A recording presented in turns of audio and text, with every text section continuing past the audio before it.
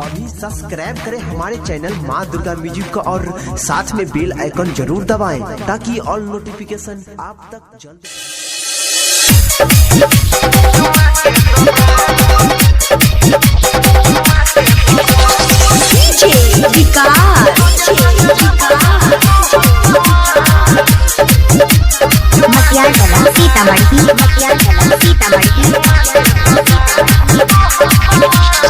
गजब के छियै हमारा गाल रे रस सब भरल उठला लाल रे। गजब के छियै हमारा गाल रे रस सब भरल उठला लाल रे। सब छौरा के मारै छियै हम जान, सब छौरा के मारै छियै हम जान। खोल ले गे छौड़ी चुम्मा के दुकान, लेवे खातिर बौगे जान सुबह शाम। खोल ले गे छौड़ी चुम्मा के दुकान, चुम्मा के दुकान, लेवे खातिर बौगे जान सुबह शाम। खोल ले गे छौड़ी तो अपन दुकान है गई अपन दुकान, रोजे रोजे लेबो जान तोहर सामान।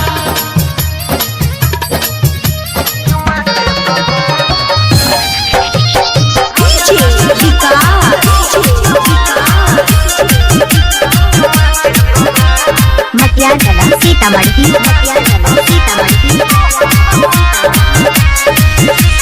पर नहीं जवानी तो खर्चा, जल्दी छपा ले तू पर्चा। नोट के बड़ी कमाई भी कोई जैसा सगरो के चर्चा। सबके न लगे सटेबै, सबके न चुमा देबै। जेकरा पर मन हेतै रे ओकरे पर पूरा लुटेबै।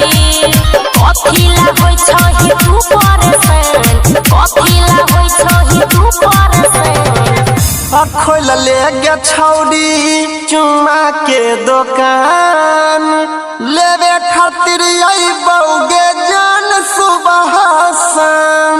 खोल ले गे छौड़ी चुम्मा के दुकान, चुम्मा के दुकान, लेवे खातिर बौगे जान सुबह शाम।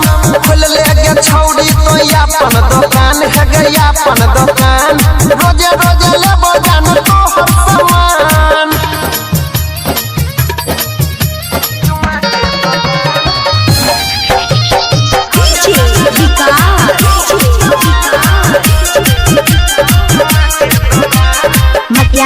सीतामढ़ी